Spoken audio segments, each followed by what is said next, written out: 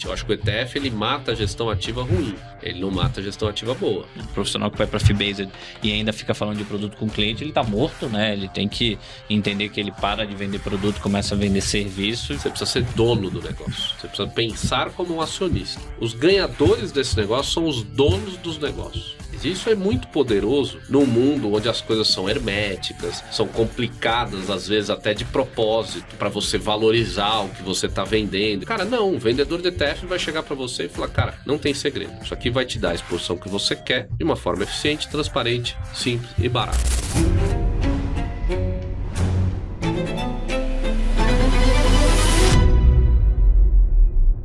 Fala, turma! Estamos começando mais uns Bastidores do Mercado de Investimento.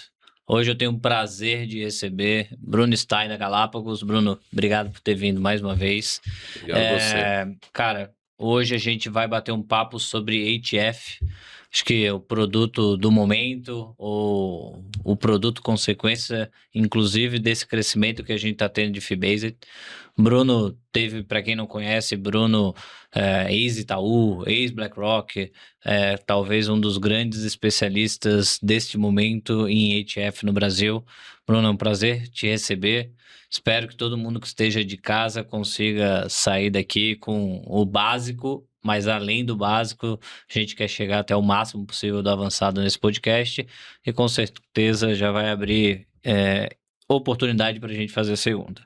Obrigado pelo convite e acho que aqui é uma junção das duas coisas que estão no hype, né? Então, muito legal ter esse papo com você. Pô, que legal. Bruno, vou direto e reto aqui, porque a gente precisa bater o papo que é... Cara, o que é o ETF? Acho que o primeiro, assim, quem está nos escutando, a gente vê que no mercado de assessoria de investimento, majoritariamente ainda continua comissionado. Ele ainda, mesmo depois do boom, vai ter grande parte comissionado, até porque nem todo cliente tem que ir para o mercado comissionado, mas o mercado de Fee-Based está crescendo significativamente.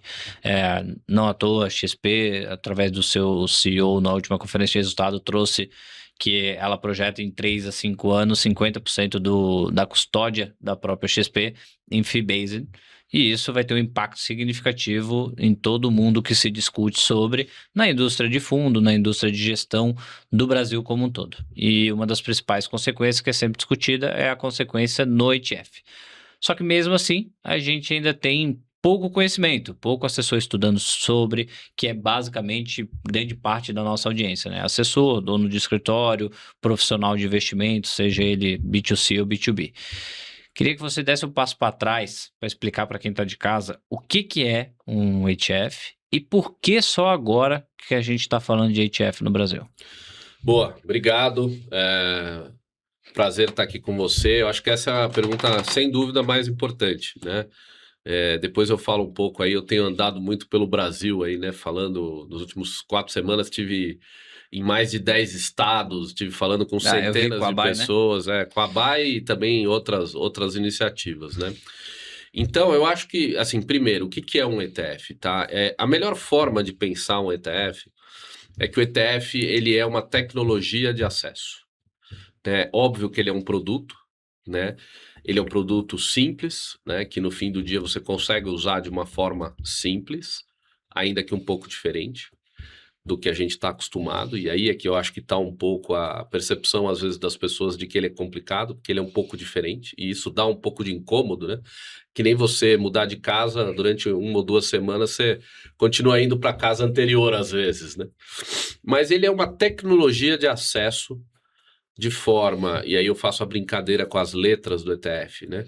Ele é uma tecnologia de acesso que te dá de forma eficiente, transparente, e aí frugal é uma palavra que funciona muito bem na minha geração, mas eu percebi nas últimas semanas aí que não funciona tão bem nas gerações mais novas, né? Então a gente aproveita para trazer aqui o que é frugal. Frugal é simples, barato e descomplicado, né? Então, de novo, né? Ele é uma tecnologia de acesso de forma eficiente, transparente e frugal, que é simples e barato, para você comprar uma classe de ativo ou uma exposição em investimentos que você já queria. Então, esse é o jeito mais simples de pensar num ETF. Então você já tem uma demanda, por exemplo, para comprar renda fixa, LFT, NTNB, ligada à inflação, e aí você usa o ETF para fazer isso da forma mais eficiente, transparente, frugal, que é simples e barato. Então essa é a melhor forma de definir. Essa é a realidade econômica do que é um ETF. Vamos falar um pouquinho do que é o ETF sob o ponto de vista de estrutura, né? Ele é um fundo aberto, e isso é muito importante registrar, listado em bolsa. A gente tem bastante fundo listado em bolsa. São os famosos 11, né? Terminado em 11. Mas eu brinco que nem tudo que termina em 11 é ETF. Porque você tem muito fundo fechado que é listado em bolsa. O ETF ele é o único que é o fundo aberto listado em bolsa. E isso faz muita diferença, tá? Então ele é um fundo listado em bolsa. Então ele tem características que vêm de fundo e ele tem características que vêm daquilo que é negociado num mercado organizado, que é intermediado pelas corretoras. Então você não conhece, você não precisa falar com o dono do ETF para comprar um ETF.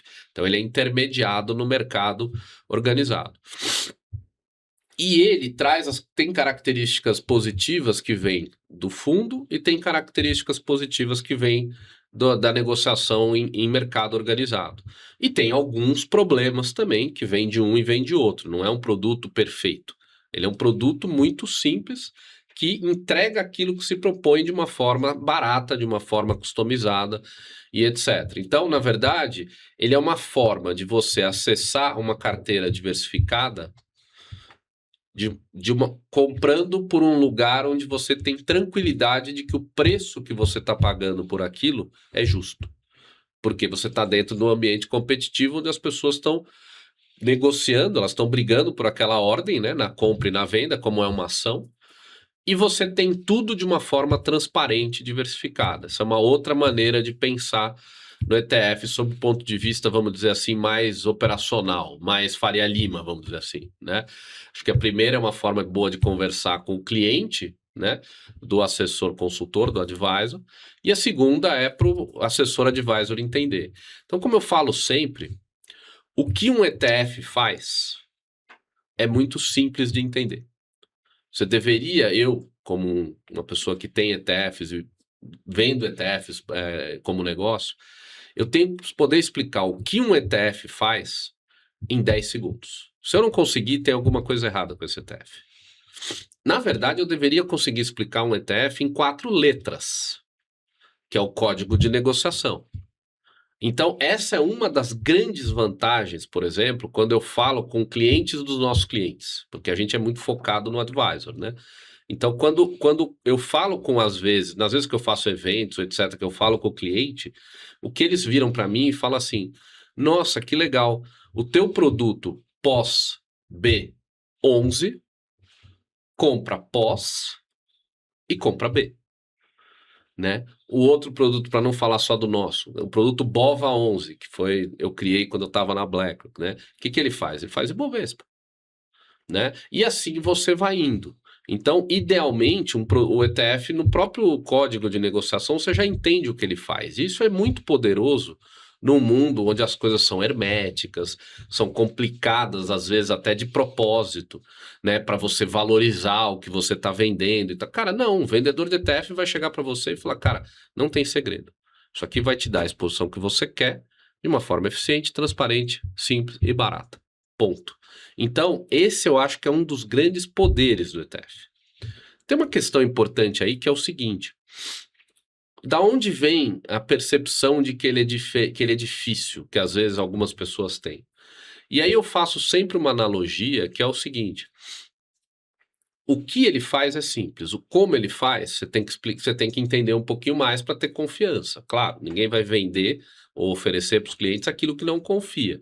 Então não é porque eu estou falando que um ETF é bom que você vai confiar, não é porque o ETF é o produto de investimento que mais cresce no mundo, disparado nos últimos 40 anos, que você vai achar que ele é o melhor. Não é porque a B3 e a CVM dão o selo de garantia que você vai achar. Não é porque os grandes bancos todos agora estão entrando em ETF que você vai achar. Você vai lá e você vai.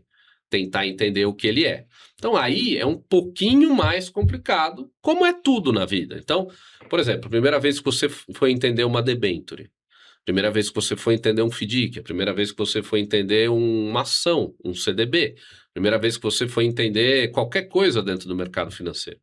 Você precisa de alguns minutos para entender, né? E aí o bom é que na hora que você entendeu você entendeu todos, aquilo vira uma tecnologia na sua cabeça e você consegue colocar isso aí para jogo de uma forma mais simples, né? De uma forma mais tranquila. Então, eu acho que a melhor maneira de descrever o ETF é assim, ele é uma tecnologia de acesso eficiente, transparente, democrática, barata. O mesmo produto que uma pessoa compra com R$ 100 é o mesmo produto que um cara do Single Family Office com 200 milhões de reais compra. E eles estão todos disputando aquele ativo no mercado da B3, pelos home brokers e tal, diretamente, um comprando para o outro, vendendo, paga a mesma taxa de administração, paga o mesmo spread. Então, acho que se você entende isso, você entende por que o ETF é tão poderoso no mundo todo e por que ele começa a ser tão poderoso no Brasil nos últimos 2 anos. Cara, eu achei legal e eu queria aprofundar um pouco mais. Eu acho que a explicação, que você traz, ela é uma explicação que ela vai muito bem para quem já está inserido no mercado há mais tempo. Mas eu acho que para aquele profissional que ainda olha para o cliente, eu diria que para quem está nos bastidores, você, assim, zerou aqui a resposta. Mas para quem está olhando só para produto, eu sinto que quando eu converso com algumas pessoas, o pessoal faz muita confusão de que ETF é só gestão passiva. ETF é o único produto de gestão passiva e confunde ETF com gestão passiva. Eu queria dar espaço para trás, porque eu fiz algumas conversas antes para entender realmente, antes de vir para o podcast, e eu vi que tem muito essa confusão de o que é ETF só para gestão passiva, ETF é só gestão passiva, é confundido com a gestão passiva, e o que são outros produtos de gestão passiva. Eu acho que dessa forma fica mais claro para dentro do assessor como é que ele pode, ou o profissional de investimento que está nos escutando, como é que ele pode usar o ETF na alocação de investimento dele.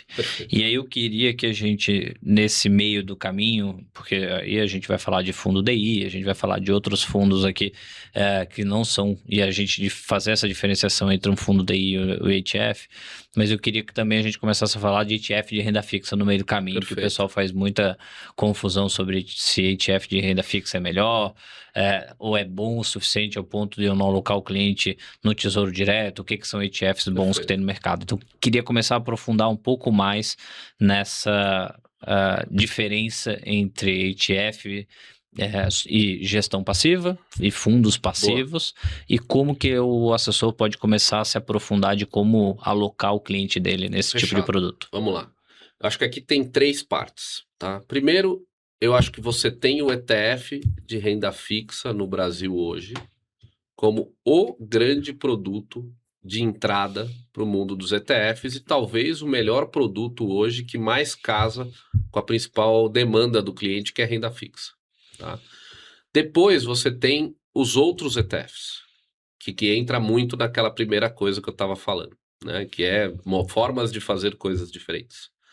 E a terceira coisa que eu acho importante dizer aí é como que a gente está tendo essa evolução de produtos. Porque tem outras coisas que você também pode fazer com ETF, né? Eu diria que dá para fazer quase tudo que é líquido com ETF, mas isso ainda no Brasil ainda não chegou. Então acho que tem um ponto importante.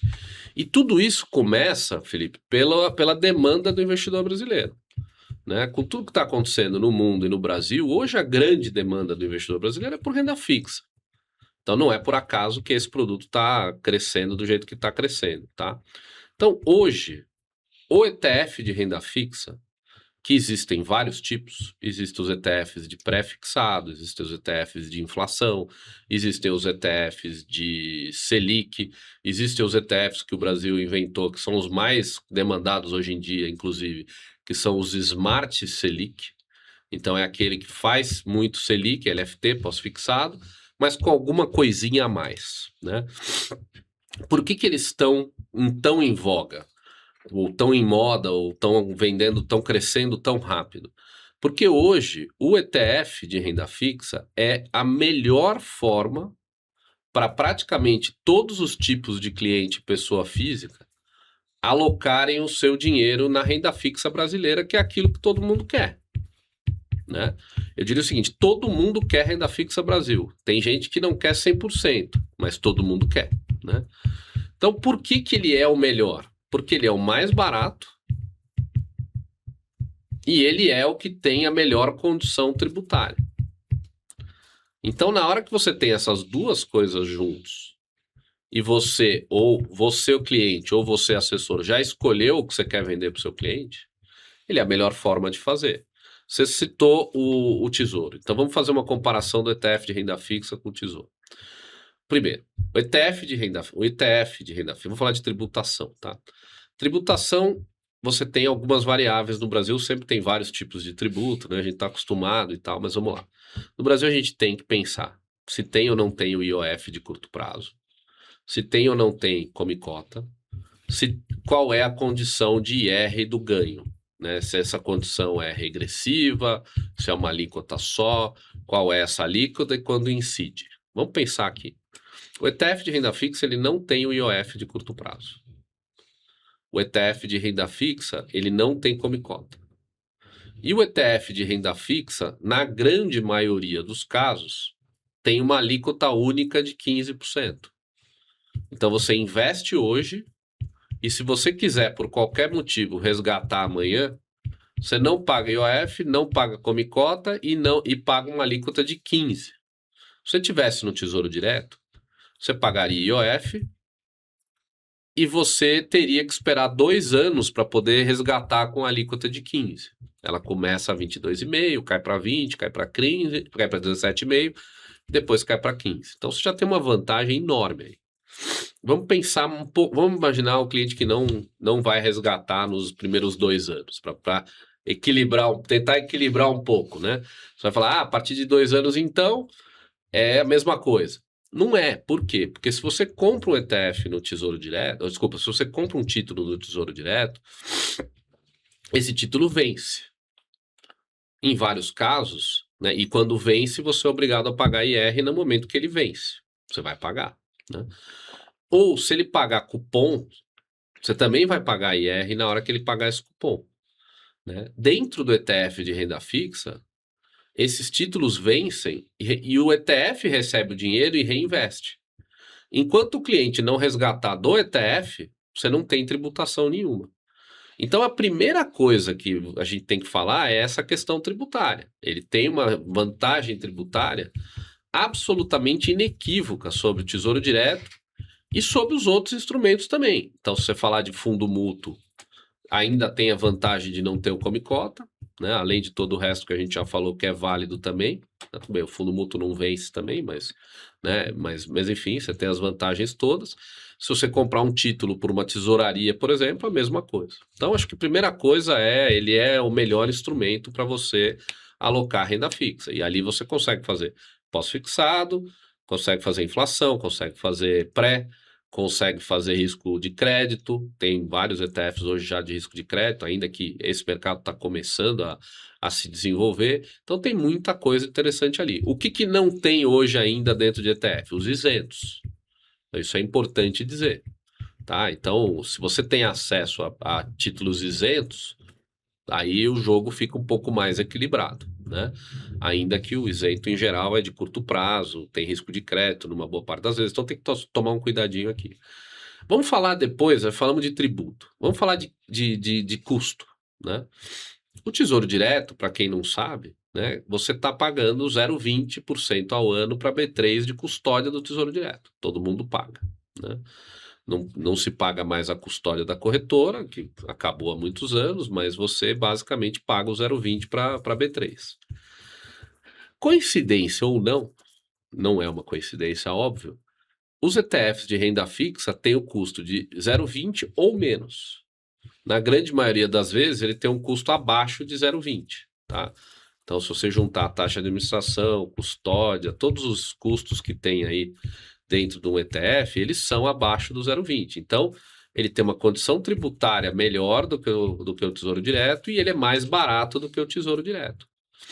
Numa regulamentação que permite que os ETFs existam, que não permite ao gestor fazer nada além do que o índice que o ETF segue faz. Então você não tem nem risco do cara desenquadrar ou do cara sair do mandato que ele tem, entendeu? Então, assim, na minha visão, esse é o grande motivo. Ele é um produto que, na linguagem econômica, ele domina os outros, em termos de condição tributária e em termos de condição de custo. Então, quando você fala do ETF de renda fixa, isso aqui para mim é muito, muito poderoso. Por isso que a gente está vendo, e aí falando um pouco das minhas andanças, assim, a gente vê todo tipo de advisor recomendando isso para cliente hoje. Você vê o Fee-Base, você vê as pessoas falam assim, não, o pessoal de assessoria que vive de comissão nunca vai vender esse produto porque o ETF, por ser muito barato, ele não paga rebate, ele não paga comissão de venda, né? E só que o pessoal vende também. Por quê? Porque o produto é tão bom para o cliente que ele não quer correr o risco, né, de alguém contar para esse cliente antes e o cara tirar o dinheiro. Eu sou mais velho, eu me lembro da época do Tesouro Direto lá atrás, né? Para as pessoas mais antigas aí, de 10, 15 anos atrás, que lembram, o assessor comissionado também oferecia Tesouro Direto para todo mundo, mesmo sem ganhar nada. Por quê? Porque o produto era tão bom, condição tributária, preço, etc., que ele temia, ou ele tinha. Cara, se eu não falar primeiro com o cliente não vai mais confiar em mim, ele não vai mais conversar comigo. Essa é a maneira, do ponto de vista do medo, né? E tem a outra coisa que cara, não é melhor eu trazer o caixa desse cara para cá e depois ver o que eu faço com esse caixa, do que deixar esse caixa aí para outro lugar, que aí é muito mais difícil trazer o dinheiro quando eu quero oferecer algum outro tipo de coisa. Então, o que eu brinco é que os ETFs de renda fixa hoje são o melhor estacionamento de dinheiro que tem, né? É o produto perfeito para reserva de oportunidade, né?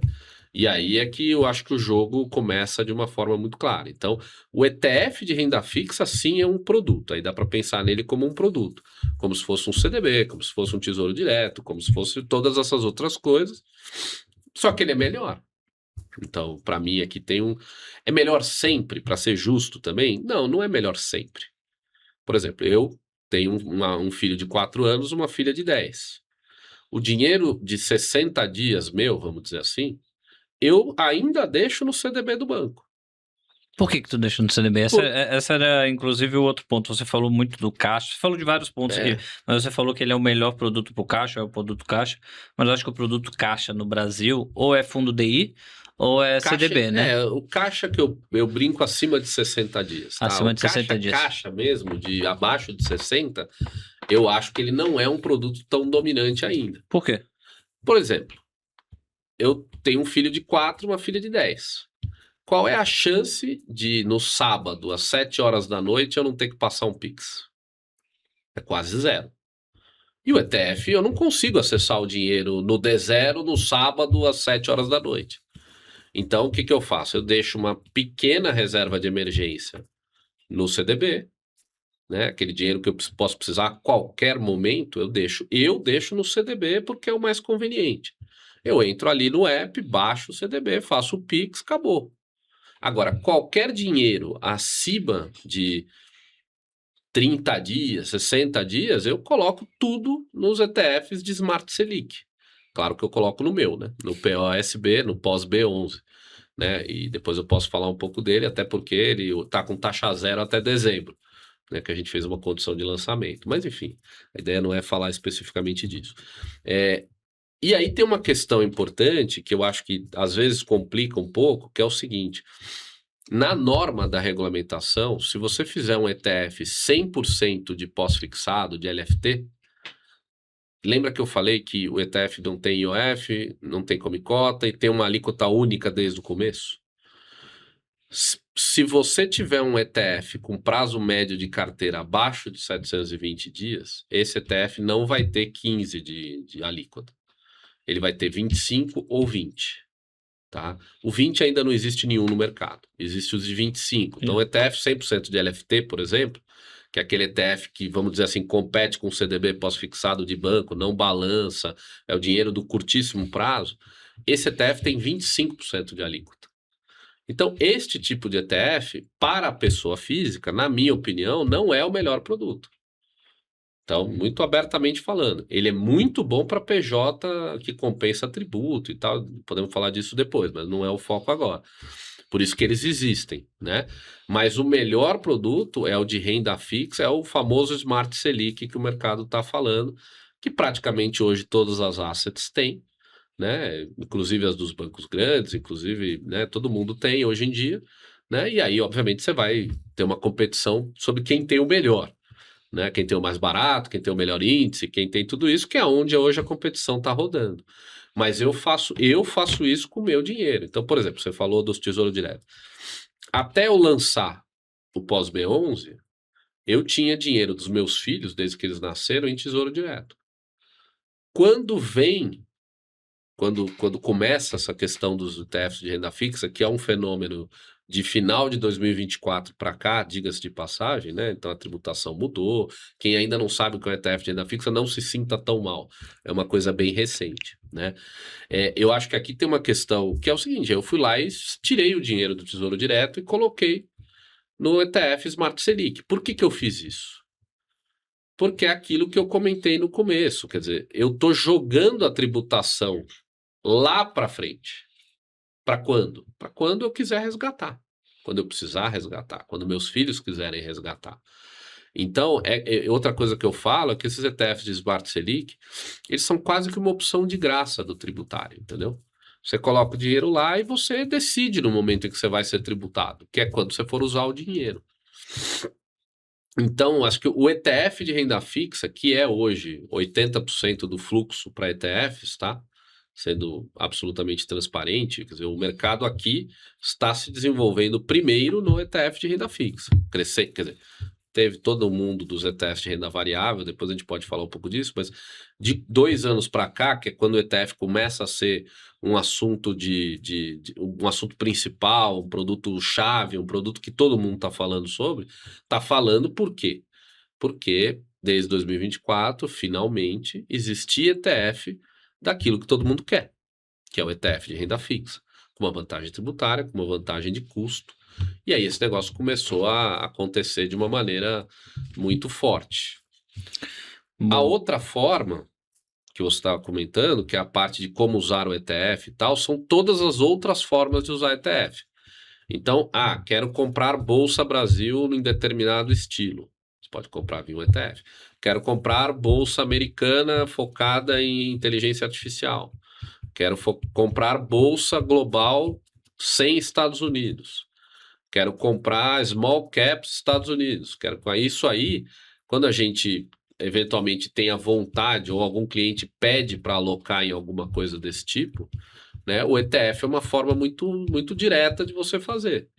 Então eu brinco que é uma porta de entrada para as classes de ativo que os clientes querem fazer, né? Então, que é muito como se usa inclusive lá fora, né?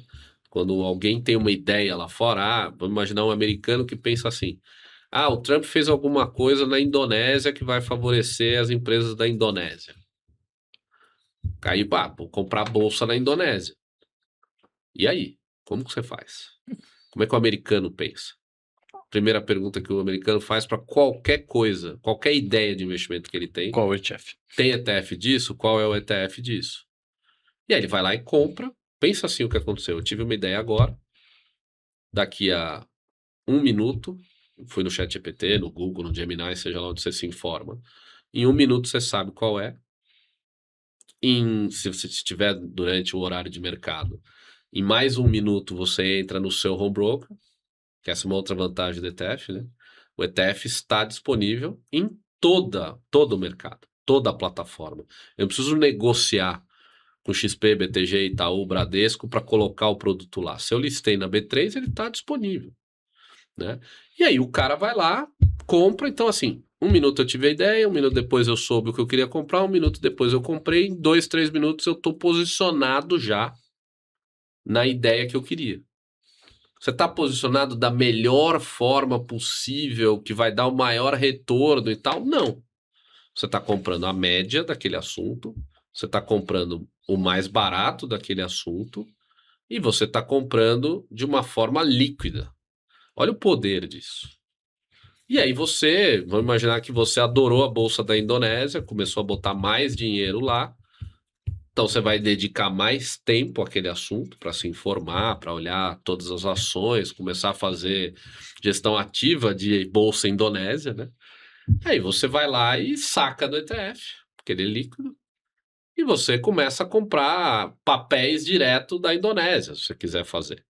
Papéis focados em dividendos, papéis focados em todo o resto do que a gente está acostumado a fazer. Por isso que eu falo, o ETF é uma forma de trazer uma tecnologia para dar acesso de uma forma eficiente, transparente e frugal, simples, barata, para uma coisa que você já queria fazer. Esse é o poder do instrumento, e aí eu acho que dessas duas formas dá para pensar melhor. ETF de renda fixa é uma coisa, ele é um produto hoje que eu brinco, é um produto inevitável na carteira de qualquer um. Eu sempre falo que eu não tenho a menor dúvida que até o final do ano, todas as pessoas com quem eu for falar, né, que são as pessoas ou que estão no mercado financeiro ou que são atendidas por pessoas do mercado financeiro, vão ter algum ETF de renda fixa na carteira. Não tem como não ter, porque a vantagem tributária e de custo é absolutamente irresistível, né? Muito bom. Acho que a gente está chegando no final da primeira sessão de básico do ETF.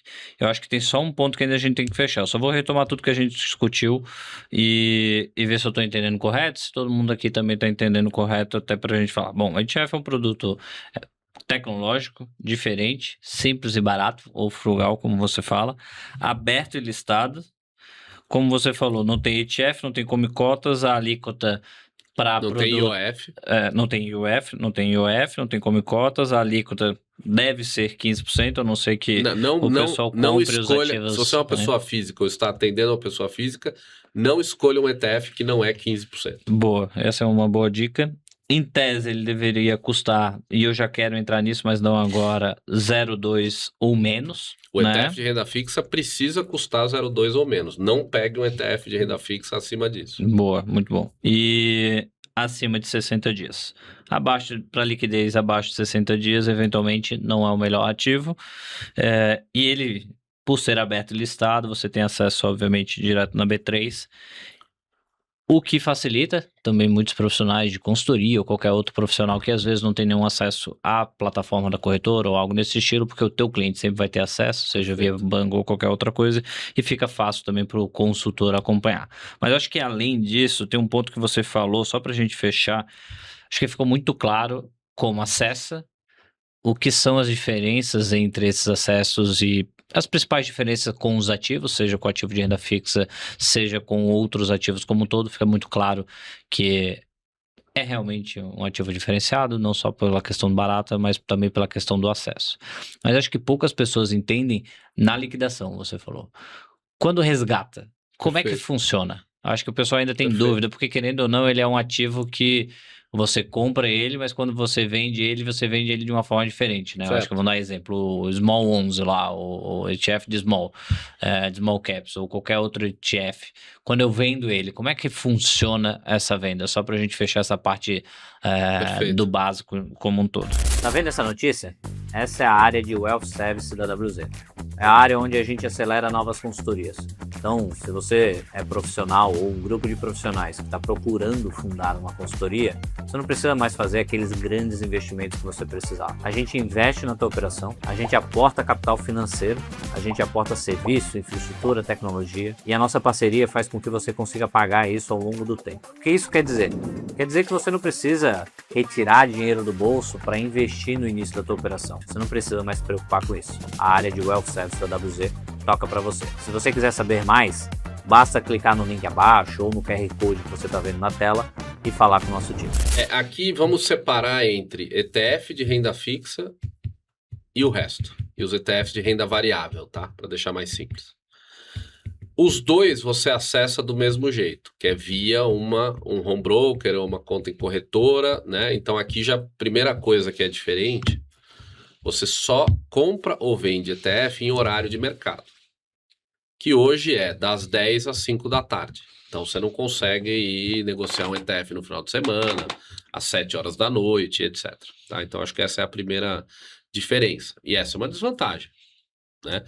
Eu acho que todas as outras vantagens valem muito a pena, apesar dessa pequena desvantagem, né? Mas aí, quando você está na renda fixa, tá? Vou começar pelo Small 11, que é o que você citou, até porque fui eu que criei o Small 11 lá atrás na BlackRock, então ele é um filho querido. O Small 11 é um ETF de bolsa, vamos lá, todos os ETFs são negociados na B3, mas o risco do ETF, ou seja, o que tem dentro do ETF são ações, no caso do Small, né? Então o Small 11, o nome diz, Small Caps Brasil, então assim, é um ETF que lá dentro tem ações Small Cap. Este ETF funciona no ciclo de liquidação normal da B3, que é D mais 2. Então eu compro agora pelo preço que está no mercado, então pela que a gente chama de pedra, né? Então, aquela coisa que você abre no home broker, tem lá as ofertas de compra, oferta de venda, e aí ali o pessoal está disputando Preço de mercado. preço de mercado. Você compra no preço de mercado e aí você liquida aquilo em D2. Então, se você estiver comprando, você paga em D2, se você estiver vendendo, você recebe em D2, ok? Esse é o ciclo de negociação do ETF de renda variável, que é igual ao mercado de ações. Quando você está no mercado de ETFs de renda fixa, a B3 mudou esse ciclo de liquidação para D1. Então, os ETFs de renda fixa, apesar de negociados do mercado de B3, eles negociam em preço de mercado e eles liquidam em D1. Então, se eu compro hoje, eu pago amanhã. Se eu vendo hoje, eu recebo amanhã. Então, qual é a consequência disso, por exemplo, né? Primeiro, ele não é D0, então a gente volta lá naquele meu exemplo de por que eu tenho um pouquinho de dinheiro no CDB, porque tem coisa que eu preciso em D0, eu preciso agora, né? Mas se eu me planejar um pouquinho financeiramente, eu posso separar o meu dinheiro de curtíssimo prazo do meu dinheiro de curto, médio, longo e super longo prazo. E esse aqui eu coloco no CDB, o de curtíssimo, o resto eu coloco no ETF de renda fixa. Eu gosto muito dos Smart Selic, tem gente que gosta de mais risco, aí pode ir para outras coisas, tá? Mas aí, se eu compro agora, vamos imaginar, comprei, fui lá, que horas, vamos imaginar que são 10h30, né? Não sei nem que horas são. 10h02. 10h02, então o mercado já abriu. Eu posso pegar o meu celular, entrar em qualquer home broker, vou usar o que eu gosto, coloco lá pós B11 ou qualquer outro código de negociação de um ETF de renda fixa, e aí eu olho lá, tem lá a oferta de compra e de venda, eu vou lá, cara, comprei, eu vendi, beleza. Quando que eu vou pagar? Amanhã. Então o dinheiro tem que estar na conta amanhã, tá? Ou o dinheiro, se eu comprei, o dinheiro tem que estar na conta amanhã para eu pagar. Se eu vendi, o dinheiro estará na conta amanhã, de manhãzinha. Então o dinheiro cai cedo, tá? Essa é uma coisa importante. O dinheiro cai cedo, é liquidação de B3 que cai direto lá na tua conta de corretora, tá? O que você precisa entender aqui? Se você compra hoje, no preço de hoje, e você liquida amanhã no preço de hoje. Então, se você comprou, você liquidou amanhã, mas você não perdeu o rendimento de hoje para amanhã. Então, a gente brinca que o ETF de renda fixa, na entrada, você entra em D0, pagando em D1. Tem gente, inclusive, que faz o seguinte. Vamos imaginar que eu comecei a ficar com mais dinheiro em CDB do que eu quero. O que eu posso fazer? Eu posso comprar o ETF agora, 10,3, 10,4. Comprei agora o ETF de renda fixa. Peguei o preço de hoje, ele vai remunerar já de hoje para amanhã, mas o meu dinheiro está no CDB que sai em D0. Então, quando é que eu vou resgatar o CDB? Amanhã. Então, eu ganhei 2 overs, inclusive, nessa brincadeira. Então, só para te dar um exemplo. Quando eu saio, eu vendo, né, hoje, com preço de hoje, e recebo o dinheiro só amanhã. Então, na saída, eu perco um over de rendimento. Isso é importante entender, né? O que acontece além disso? Cara, todas as outras condições são condições iguais às que você tem no seu home broker. Então, você vai pagar taxa de corretagem, se você paga a taxa de corretagem. Então, por exemplo, eu opero bastante na corretora que eu opero no mundo de ETF de renda fixa. A minha corretagem é zerada. Então, aí entra uma negociação. Então, se você vai usar isso, o que os assessores e consultores fazem muito? O cliente usa eles vendem o produto para o cliente e falam para o cliente operar pelo home broker. Porque se operar pela mesa, tem corretagem. Então, aí o que eu acho legal do ETF é que ele entra no modelo de negócio que o cara já tem. Então, as pessoas já entendem isso, né? Mas você tá ali na B3. Mas você não vende o ETF, né? O ETF, você entra no ETF e na saída você vende os ativos que você tinha dentro do ETF. Não, você vende o ETF. Você vende o ETF. Mas no final, como é que se desenrola isso no dia a dia? Porque é secundário, é no secundário direto, é o normal. próprio ETF que faz toda essa posição, faz tudo isso para ti. Exatamente. Mas no final, quando você declara também, você declara o ETF. Então, esse é um ponto importante. No ETF de renda fixa, o imposto ele é recolhido pela corretora, não tem DARF. Então, apesar de estar no mercado da B3, o ETF de renda fixa, ele liquida em D1 e quando você resgata, o IR é retido automaticamente pela sua corretora. E o de renda variável? Você não precisa fazer DARF no ETF de renda fixa, ele vem no teu informe, tudo bonitinho. No ETF de renda variável, funciona igual ações. É D2, o ciclo de negociação, e você também tem que recolher o DARF nesse outro. Tá? Então, isso aí ficou ainda para ser resolvido. Eu trouxe ali que quando você vende os ativos, mas acho que é uma coisa que é importante, assim, o ETF ele é um fundo aberto. Certo. Como ele é aberto e listado, você está sempre comprando lá, ele é algo que você que faz o ETF, você estrutura, bota ele lá, ele existe lá e você não precisa mais mexer nessa estrutura. Ou seja, ele vai sempre comprando mais aqueles ativos. Exatamente. Mas também quando o ETF vai sair, ele também tem que desmontar essa mesma posição. Explica um pouco mais para o pessoal entender essa parte. A gente tava fazendo aquele primeiro ciclo básico. Do básico, né? Você tá puxando uma coisa um pouquinho da frente. Eu só queria fechar essa parte da liquidação, porque eu acho que o pessoal fica... Eu não sei se eu sair do básico muito rápido também. Não, mas eu acho que é uma dúvida muito pro pessoal, que o pessoal, tipo assim... Mas peraí, eu tô comprando um ativo, mas ele sempre... Porque o pessoal confunde lá com o fundo DI, confunde com toda a estrutura. É um pouco diferente, né? Não, vamos lá. O ETF de renda fixa... Tentando resumir aqui, né? Então, o que ele é? Ele é muito barato, ele é muito bom tributariamente, só que, vamos lá, escolha um ETF abaixo de 0,20 de taxa de administração, escolha um ETF de renda fixa de 15% de alíquota, ok? Quando você vai fazer a operação, seja para você ou para o seu cliente, a lógica é a mesma. Você só pode fazer no horário de mercado, via um home broker, no mesmo lugar onde você compra e vende as ações, Petrobras, Itaú, seja lá o que for, XP, BTG, só para não citar só alguns, Bradesco, Nubank, né? Só para não deixar ninguém bravo ainda. Né?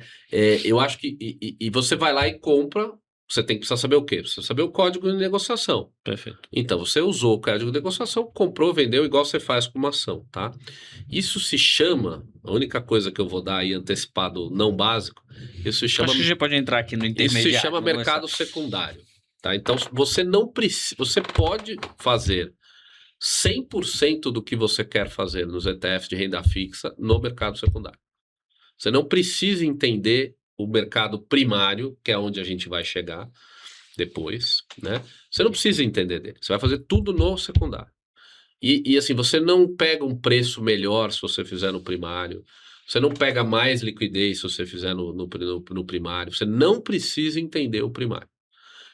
Por quê? Porque o formador de mercado no ETF vai trazer para o secundário a mesma condição que tem no primário.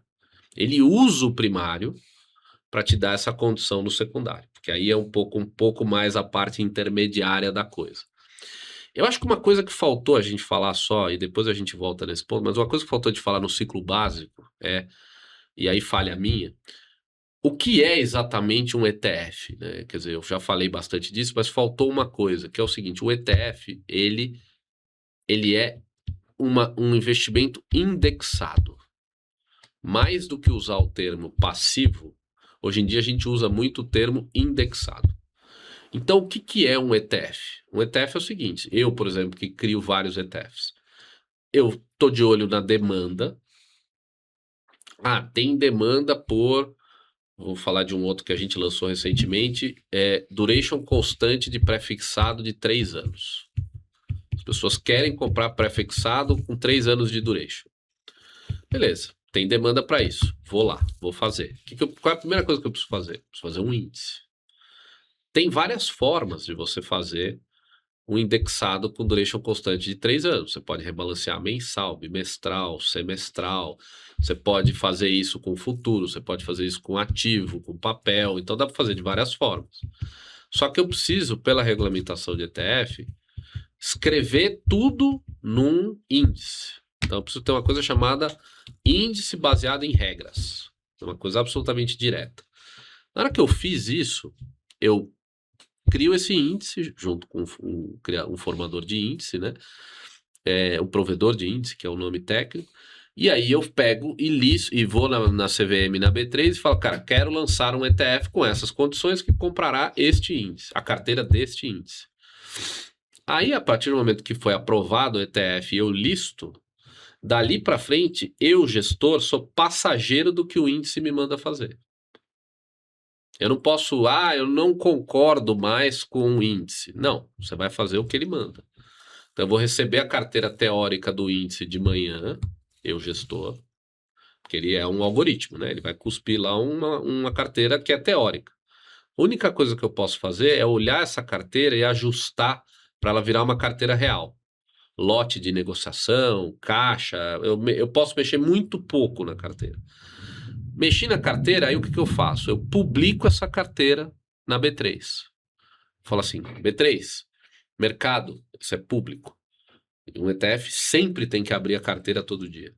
Isso é uma condição absolutamente irrevogável, né? B3 mercado, essa é a carteira do ETF hoje. Por que isso é importante, né? Porque é isso que traz, por exemplo, um ETF que negocia, você pode pegar um ETF que negocia 2 milhões de reais por dia.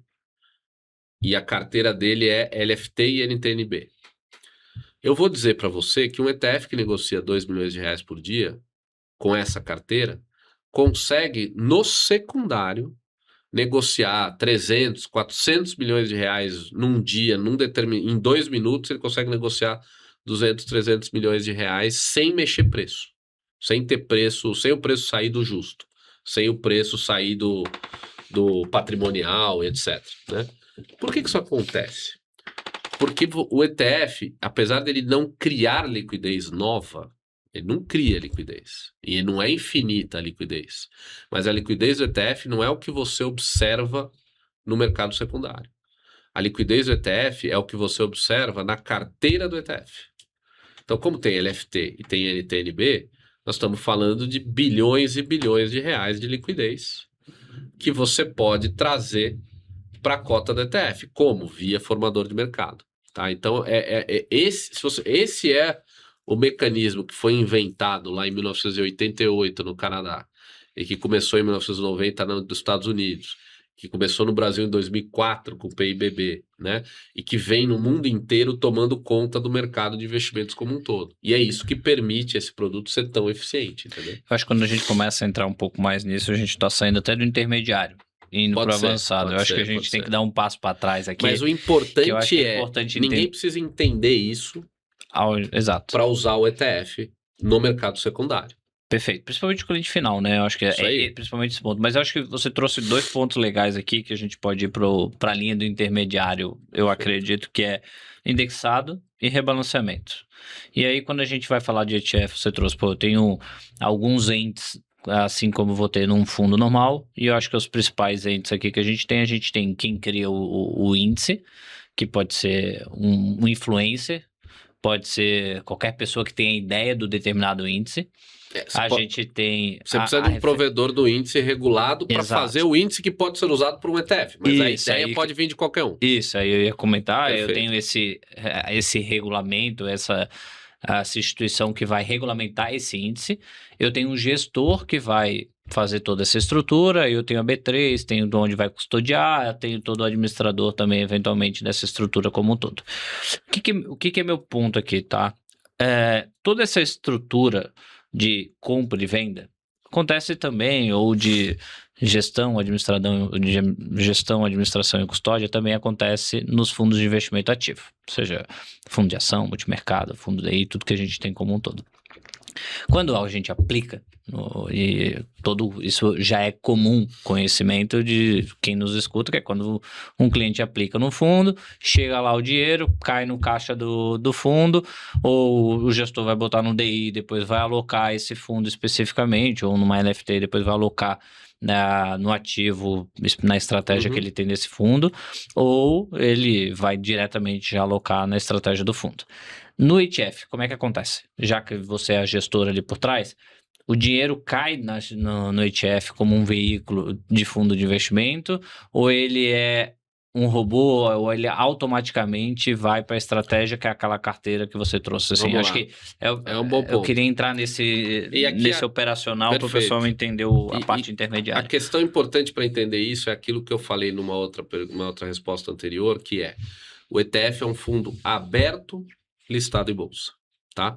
Isso é muito importante. O fato dele ser um fundo aberto, listado em bolsa, quer dizer que o gestor, o administrador custodiante, é obrigado a emitir novas cotas no número que o mercado quiser e resgatar cotas, ou seja, fazer um follow-on ou fazer um buyback. É obrigado todos os dias a fazer isso. Eu não posso escolher. Não, hoje eu não quero emitir novas cotas. Hoje eu não quero resgatar as cotas. E por que isso é importante? O que acontece no cliente final ou no assessor, alocador, etc., que está operando um ETF, né, que está no momento de mercado ali no secundário? Ele está comprando e vendendo. Está comprando ou vendendo. Se ele está comprando, quem que está vendendo? Ou é um outro cliente que tem, e aí fecha a operação, ou é o formador de mercado que está vendendo. Que está emitindo novas... Ou ele está emitindo ou ele já tem. Ok? Perfeito. O que esse cara faz nesse momento? Se ele já tem, que é o famoso, que a gente chama, é o livro de facilitação. Então, como ele sabe que ele é o formador de mercado e por contrato ele é obrigado a estar ali num volume tal, com preço tal, é tudo muito definido, ele é pago, inclusive, para fazer isso, né? Normalmente ele tem um livro de facilitação, então ele tem lá, sei lá, vamos imaginar que o ETF negocia 2, 3 milhões por dia no secundário, no geral ele tem 10 vezes isso, tá? Se for até 10 vezes mais, ele tem, e aí ele vende, tá? Se não for, então vamos imaginar que alguém botou um ETF que negocia 3 milhões por dia, alguém foi lá e botou uma ordem de 100 milhões. O que o formador de mercado faz? Ele vende, isso é uma operação que ele está fazendo agora, né? O que ele faz imediatamente? Ele pega aquela carteira que eu publiquei no começo do dia, que eu disse para o mercado e para ele que eu sou obrigado a emitir quanto ele quiser, ou resgatar quanto ele quiser. O que quer dizer emitir? Emitir quer dizer, eu pego aquela cesta de ativos e entrego cota nova. Ou eu entrego cota e pego aquela cesta de ativo, ok? Perfeito. E aí, este formador de mercado, ele tá zerado no risco. O que aconteceu? O cara que estava comprando no secundário conseguiu comprar, porque o cara vendeu. O formador de mercado não tá no risco, não vendeu uma coisa que ele não tem. Ele até vendeu o que ele não tem, mas o que ele fez imediatamente? Ele já comprou a cesta. Ele vendeu algo que existia, né? Não, ele vendeu algo que ele sabe que ele vai criar. Esse é o ponto. Então, ele compra a cesta e aí ele tem certeza que ele vai ter essa cota no final do dia para entregar. Entendeu? Então, toda essa dinâmica que acontece totalmente em tecnologia, robô, etc., não estamos falando de... Mas não pode, desculpa te interromper, mas não pode existir um gap de liquidez? Vamos para o Small 11 de novo. Então, nem todo small caps tem liquidez suficiente para se eu botasse milhões e milhões de reais em small caps hoje, talvez não conseguiria replicar a carteira. Como é que funciona? Aí é que tá. Lembra que eu te falei que não é que um ETF tem liquidez infinita, é que ele não tem liquidez definida pelo que você vê no secundário, ele tem liquidez definida pela carteira. Então, no caso do small cap, vou te dar eu não tenho exatamente os números do small 11, mas eu me lembro da época que eu tava, ele negocia, sei lá, 1,5 milhão por dia, vamos dizer assim. Talvez seja mais, tá? Eu não sei. Vamos imaginar que ele negocia 1,5 milhão por dia. E vamos imaginar que a carteira de small caps, que está naquela carteira que foi publicada no começo, tem uma carteira calculada de 80 milhões. Então, vamos pensar o que é isso. Sei lá, as 90 ações que compõem aquele índice tem um ADTV, uma negociação diária de 90 milhões combinado. Perfeito. Tá? Então, qual vai ser o limite de negociação que o formador vai aceitar vender aqui? Isso tudo ele sabe o que é o índice, ele sabe que eu não posso mudar o índice, então quando eu assino um contrato com ele já faz essa conta toda e coloca no parâmetro ali do contrato. Vamos simular que agora a gente vai ter o que hoje? Imagino aqui assistindo 1.000 pessoas agora. 1.000 profissionais, vamos considerar aí média de carteira de 50 milhões de carteira aqui, Isso. é um pouco mais, acaba sendo, acho que pela amplitude da WZ. Se num dia chega e 200, 300 milhões.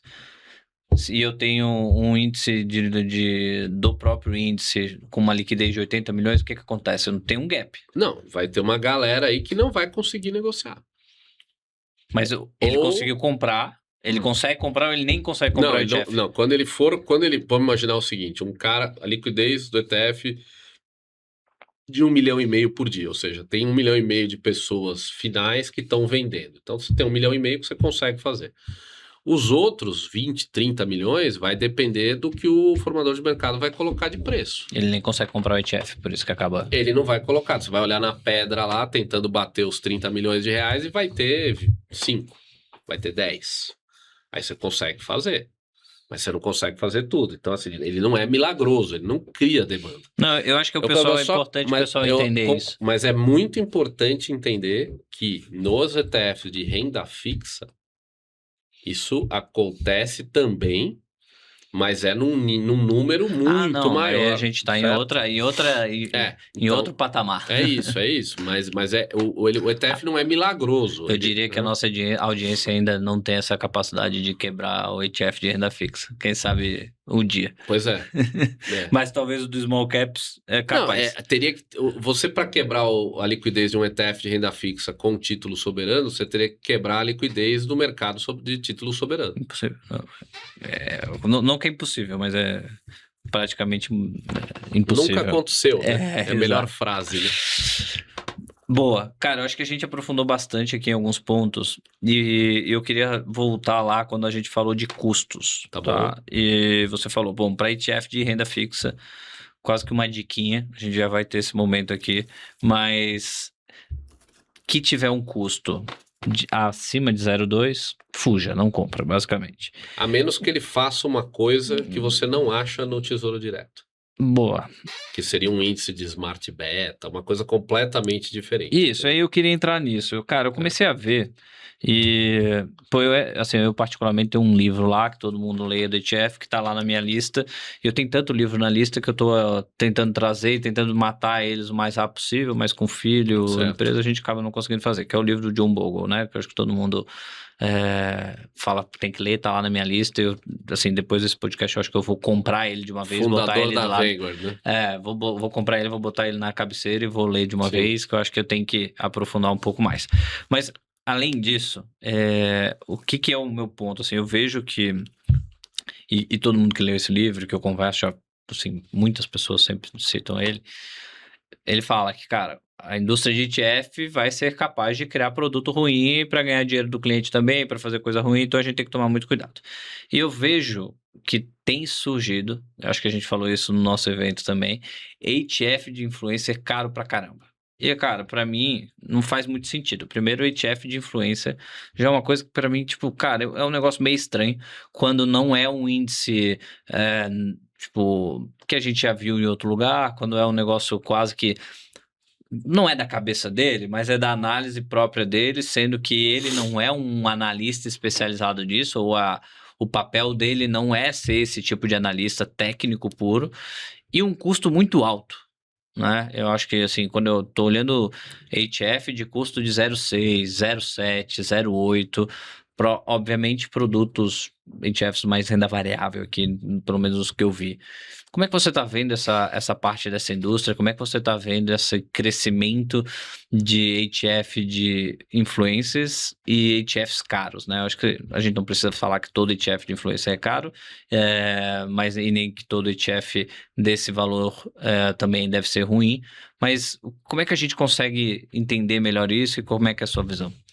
Bom, essa é uma pergunta muito ampla, tá? Então, tem muita coisa aí para comentar. Vou tentar ser. Eu queria ir mais no custo, É. então. Vamos tentar aprofundar, queria ir mais Não, no não. custo. Cara, ETF de 0,60, vou começar assim. ETF, para a gente não falar do influencer especificamente, ETF de 0,6, 0,7. É algo que possivelmente pode ser bom. Em que momento pode ser bom? Como é que o... Porque a gente trouxe lá no início, né? Deveria ser barato, né? Como é que você trouxe? Você trouxe... desculpa que eu vou lembrar. Eficiente, transparente, Simples frugal, e barato, né? Frugal. E se eu olho 0,6, 0,7 por um ETF, não me parece barato. Vamos lá. Eu acho que aí tem duas coisas imediatamente que me vêm à cabeça. Primeiro, eu acho que você tocou nesse ponto.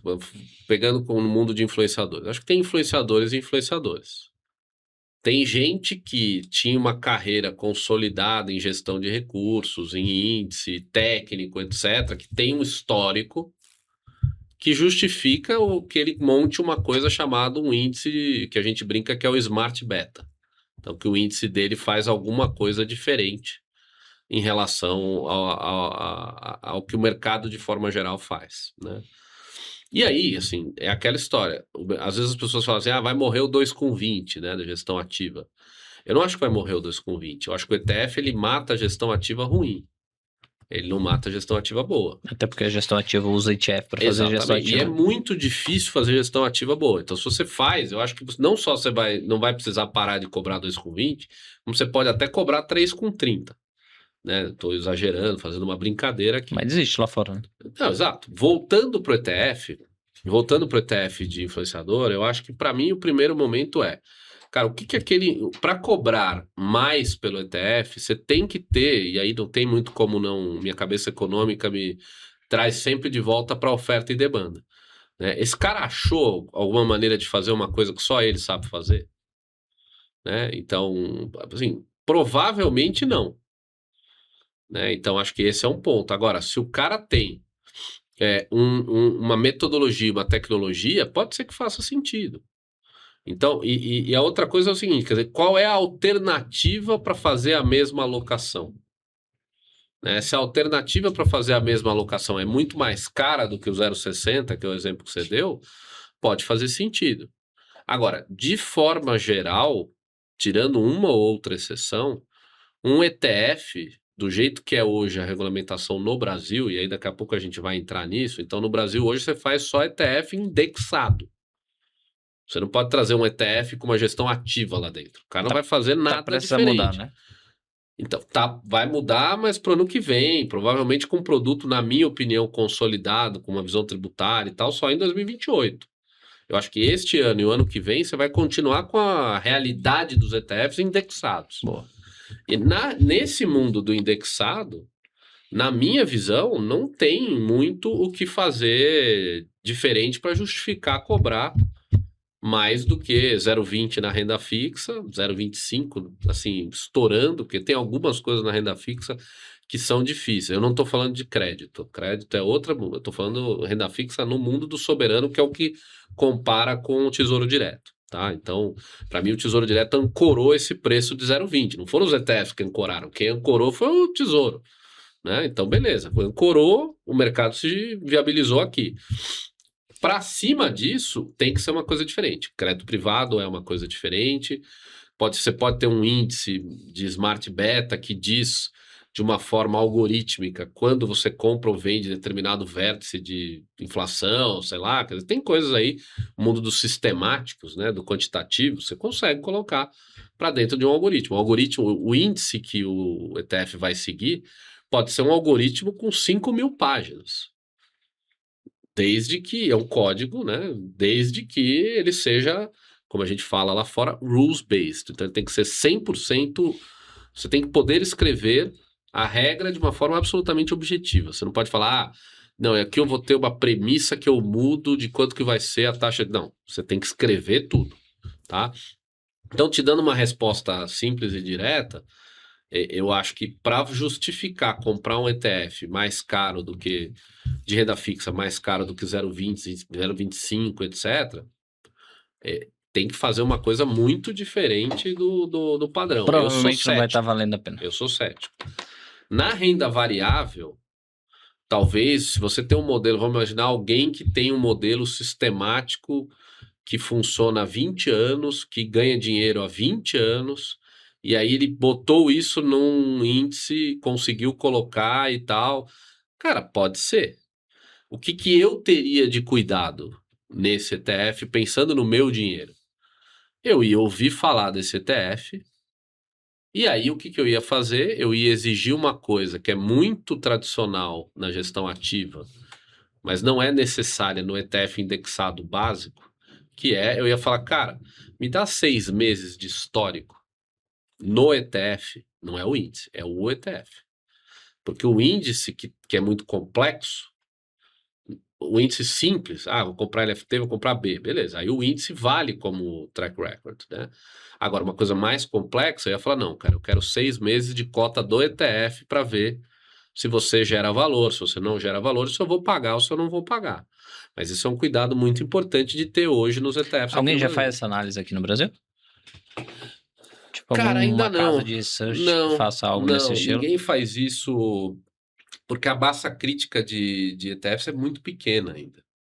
Porque a gente sempre teve para fundo ativo, né? Quando você for para ETF ativo, aí você vai começar a ter muito isso. Né? Mas hoje a massa crítica é pequena. Para casas de research criar Sim. um relatório só disso.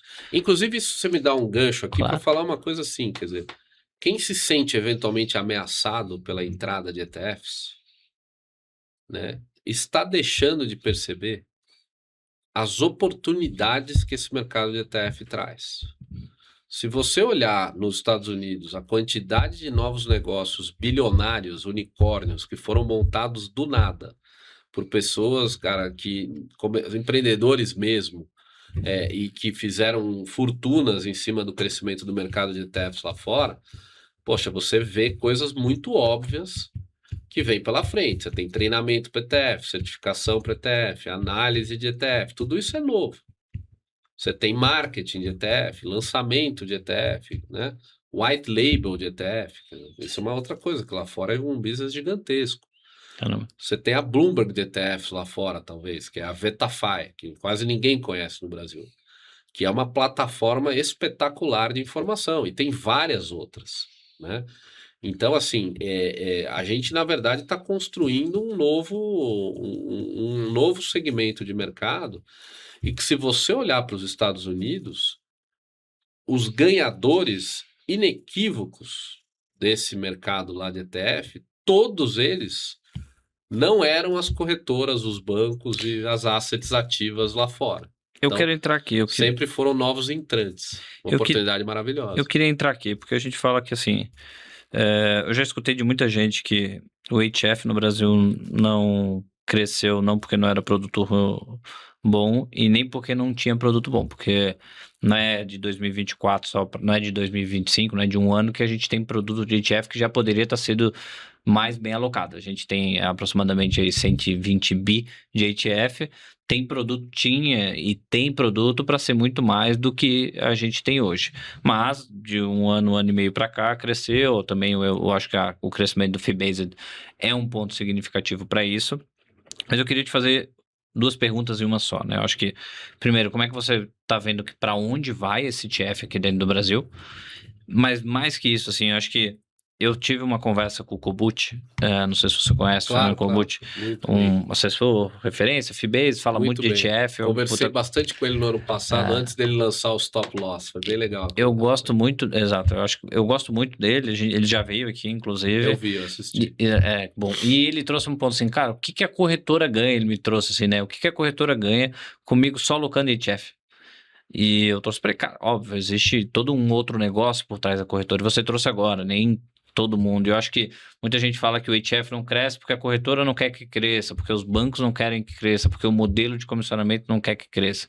Então eu queria te entender para você, como é que você acha que o ETF vai crescer no Brasil, para onde que está indo? A gente já fez algumas simulações, divulgou lá no nosso evento, mas queria ouvir de você. Mas além disso, assim, como é que você entende que talvez isso vai transformar a indústria, seja corretoras, bancos, assets, e para onde que vai essa estrutura? Tem bastante coisa legal aí. Depois até passo para você uns slides, se você quiser colocar quando a gente, para ilustrar o que a gente está falando. Acho que assim, para mim vamos lá, primeiro, começando, acho que tem dois fatores que explicam o porquê a indústria de ETFs, apesar de ter começado no Brasil em 2004, né, quando teve o primeiro ETF, que foi o PIBB, ela só realmente começou a crescer de forma sólida a partir do ano passado, 2025, tá? Final de 24, na verdade. Isso é um elemento de demanda e um elemento de oferta, tá? O elemento de oferta, para mim, é que, voltando naquela minha definição de ETF, de que é uma tecnologia que dá acesso a algo que você já queria, a indústria de ETFs demorou muito tempo por uma questão regulatória, por uma questão, cara, ligada a muita coisa. Eu participei desses 20 anos todos de tentativas, né? Ela não conseguiu, durante pelo menos 17, 18 anos, construir um ETF de renda fixa eficiente. Então, acho que esse é o primeiro fator. Então, a demanda no Brasil é por renda fixa. E não tinha ETF de renda fixa. Então, eu brinco que eu fiquei 18 anos tendo o melhor produto para dar acesso a uma coisa que ninguém queria, que era a renda variável. Bem, você tem alguns momentos onde a renda variável foi crescendo, e aí entra o segundo fator. Então, o mundo de ETF de renda variável poderia ser maior do que ele é hoje? Então, vamos lá. Primeiro, ETF de renda fixa começou agora, tá? Aí você vai para o ETF de renda variável. Por que o ETF de renda variável não teve o tamanho que podia ter? Aí entra o outro fator, que eu acho que é um fator muito importante, que é o fator de demanda ou de distribuição, tá? Qual é esse fator? É o fato de que o ETF não paga comissão de venda. Então, no modelo de negócio que os advisors tinham no Brasil, e ainda tem em boa parte, o ETF não funcionava. Eu tive, durante 17 anos, milhares e milhares de reunião com o head de alocação de várias casas de advisory, em que a primeira pergunta que o cara fazia para mim era: quanto eu ganho? E a resposta era: o que você conseguir pegar em corretagem. Ah, não, isso aí não dá dinheiro. E aí segue para outra coisa.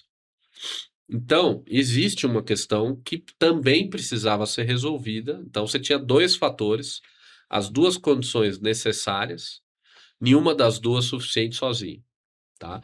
Uma delas é o ETF de renda fixa, foi resolvido, começou a ser resolvido em 18, 19, quando o Tesouro, por pressão do Banco Mundial, finalmente resolveu fazer o ETF de renda fixa no Brasil, porque aqui no Brasil não tinha muito interesse por parte dos participantes de mercado de perder o acesso ao mercado de renda fixa, né? Então, isso era uma coisa muito clara. E aí você começou a resolver. Aí aquela história no Brasil, né? Você muda a regulação, aí depois o pessoal começa a trabalhar. Aí a B3 precisava construir um monte de coisa, a Secretaria da Receita Federal precisava ver como é que ia tratar. Então, fato é, você pôde fazer em 19, você só fez mesmo de verdade em 2024. Então, foram mais 5 anos aí de construção. Então, mas esse problema está resolvido. Hoje o que a gente tem de ETF de renda fixa como a gente discutiu aqui já há um tempão, é maravilhoso. Só que aí tem o outro lado, né? E aí o outro lado qual é? Você precisava ter uma massa crítica de distribuidores, alocadores, ou vamos dar o nome que a gente quiser, né? Cujo modelo de negócio funcionasse com o ETF. E aí entra a história exatamente que o Kobuchi comentou aqui, que eu vi, né? E é exatamente esse o ponto. Enquanto você não tinha um pedaço do mercado que via ETF como uma solução e não via como um problema para o modelo de negócio dele, né? Você não tinha como criar uma quantidade de ETFs e ter uma massa crítica que permitisse que ele fosse usado para muita coisa. Você ficava muito restrito na quantidade de coisas que você conseguia fazer, porque ninguém vai criar um produto que não tem demanda, né? Então aí, quando isso começa a mudar em 24, 25, 26, e a gente está vendo tudo isso que está acontecendo, e você conhece isso melhor do que qualquer um, é onde o negócio começa a acontecer. Precisa ser 100% da distribuição em Fibase para o mercado de ETFs acontecer? Não. O que tem hoje já é mais do que precisa. Porque eu já consigo montar produto e todos os meus concorrentes já conseguem montar produto. Então você já tem massa crítica. E aí quando você monta produto e o produto existe, aí você gera... Lembra que eu falei que hoje tem muito assessor comissionado vendendo ETF de renda fixa. Por que o cara faz isso? Porque ele está competindo pelo cliente com um cara que tem um modelo de negócio que permite oferecer ETF de renda fixa. Então ele também quer falar primeiro com o cliente. E é um ciclo, né? Porque daí se ele vende ETF, começa a trabalhar ETF com o cliente, ele vai aprender. e começa a ter que trabalhar Fibase, porque é a única forma que ele vai conseguir para sobreviver, né? Ou muda. Tem vários caras aí tentando fazer um monte de coisa com o modelo de negócio para tentar encaixar ETF no modelo de negócio. Então agora o jogo mudou. Boa. Os caras estão pensando realmente em como mudar o modelo de negócio para isso. E a segunda derivada, que é como é que a corretora começa a ganhar dinheiro nesse jogo? Que foi a pergunta do Kobut, que depois eu trouxe ali a resposta e eu queria ouvir você. Qual que é o interesse da corretora? Só para a gente definir, corretora aqui você não está falando plataforma, você está falando da falando da plataforma mesmo. Cara, não a assessoria, a distribuidora, né? XP, BTG, a corretora do Itaú, a corretora da Água. Não, aí como é que eles ganham dinheiro? Sim. Quanto um assessor, cara, um consultor compra vamos lá, eles podem ganhar dinheiro de várias formas. Cobrando corretagem, né? Fazendo carteira recomendada de ETF, por exemplo. Então, o que ele faz? Ele começa a usar o ETF, porque é uma realidade que ele não pode mais negar. Por isso que todos eles entraram agora no discurso do ETF, né? Porque você tem você tem um fato que é cliente quer ETF, o cliente está descobrindo ETF. Então eles estão começando a tentar incorporar. Eles estão tentando incorporar via as mudanças que eles estão fazendo para trabalhar com o Fibase. Aí eu não vou entrar nesse mérito, porque você é o cara que mais conhece disso, já falou muito sobre isso com a tua audiência. Então essa parte a gente esquece. Ali está tudo feito. Na outra parte, o que eles estão fazendo? Estão, cara, tentando trabalhar corretagem de novo, tentando trabalhar portfólio sugerido, né? Carteira recomendada das corretoras de ETF. Eles estão tentando fazer formas mais criativas de cobrar corretagem. Então, por exemplo, o cara, aquilo que eu falei, né? No home broker, o ETF de renda fixa, a corretagem em geral é zero. Aí o cara começa a agregar algum tipo de valor para fazer o cara negociar pela mesa.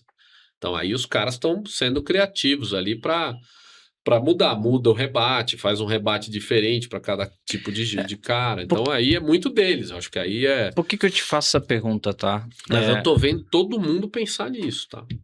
Eu acho que é importante a gente começar a discutir isso, porque a gente teve... Eu tô tendo muita discussão sobre qual que vai ser esse impacto do Fibase na indústria. A gente fez um evento sobre isso, eu gravei um podcast que deve sair enquanto a gente tá falando aqui do Market Makers hoje, pra gente falar sobre esse impacto, que é o impacto no take da corretora, no impacto de quanto o cliente vai pagar, de quanto o profissional vai receber. E uma das coisas que a gente tá vendo é que o dinheiro vai mudar de mão, né? Tem muita gente que fala, o Fibase é mais caro pro cliente final, ele é mais caro porque o consultor vai ganhar mais, mas na verdade existe uma migração para essa parte de Fibase, existe toda uma migração. E poucas pessoas começam a entender onde que está essa migração do dinheiro, né? Onde que o dinheiro que está no mercado financeiro, ele muda de mão. E aí eu fiz uma conta básica que seria o seguinte, tipo, o take hoje da corretora, que é como se fosse o ROA da corretora, ele é algo próximo de 1.2, para simplificar a conta, é 1.18.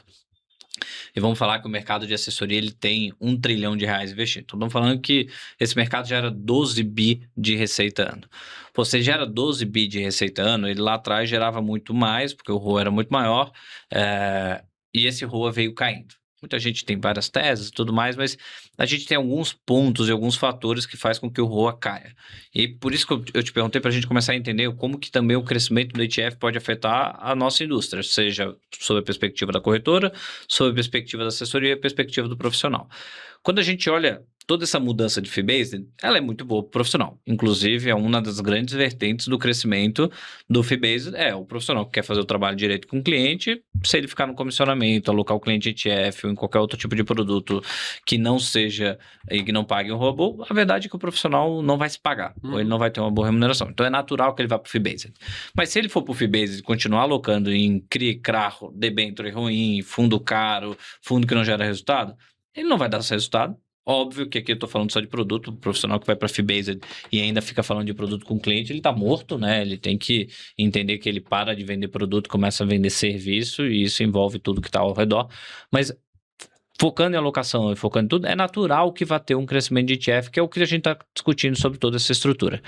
E isso tem um impacto significativo, porque o take da corretora, principalmente da parte de investimento, ele tem a variação em relação ao mix de produto da corretora. Sim. Lá em 2018 era 20% em renda variável, 25%. Em 21, foi o topo ali, o pico de take da corretora, foi 50% em renda variável, que é onde tem o maior ROA. E hoje já é 20, 25 de novo, vem caindo. A mesma coisa com fundos, renda fixa também. Então a gente teve uma migração muito forte, uma compra muito forte de produtos renda fixa, que a gente nem sabe se vai ter secundário para isso, que muita gente aposta que quando a taxa de juros cair, vai ter secundário, cheio de secundário para produto de CRI debênture, que para mim não sei se vai ser tanto assim. Mas tem um ponto para mim que, assim, talvez a alocação de renda variável, ou até a alocação de renda fixa, ela continue acontecendo e continue subindo através de ETF. E isso tende a fazer com que o take de investimento continue caindo, que foi o que aconteceu no mercado americano, né? O mercado americano, os takes caíram. Sim. Eu não sei se tu consegue entender essa mesma percepção, Sim, não, ou perfeito. tem formas de fazer mais receita dentro do ETF. Não, vamos lá. Eu acho que primeiro, tem 3 coisas importantes aí. Primeiro, entender o mercado americano, o que aconteceu lá, porque aparentemente o que está acontecendo aqui com o mercado de ETFs é muito parecido com o que aconteceu lá. E aí tem todas as derivadas e lá, como você falou, a gente já viu o que aconteceu. Segunda coisa vamos entender a cadeia de valor do negócio de ETF. Quem ganha dinheiro onde, tá?